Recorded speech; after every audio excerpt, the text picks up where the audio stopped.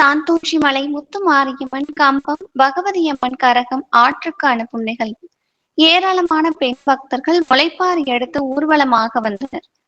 கரூர் மாவட்டம் தாந்தோன்றிமலை பகுதியில் குடிக்கொண்டு அருள் பாலித்து வரும் அருள்மிகு ஸ்ரீ முத்து மாரியம்மன் ஸ்ரீ பகவதியம்மன் ஆலய பங்குனி மாத திருவிழாவை முன்னிட்டு கடந்த வாரம் கம்பம் போடும் நிகழ்வுடன் விழா சிறப்பாக தொடங்கியது.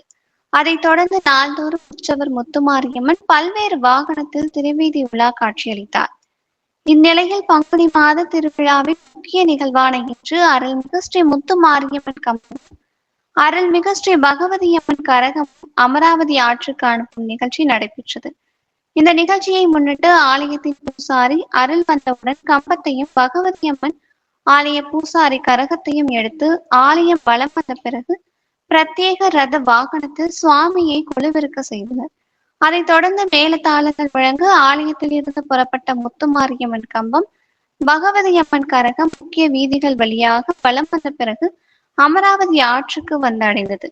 நிகழ்ச்சியில் 500க்கும் மேற்பட்ட பெண் பக்தர்கள் முளைப்பாரி ஏந்தியவாறு ஊர்வலமாக வந்தனர்.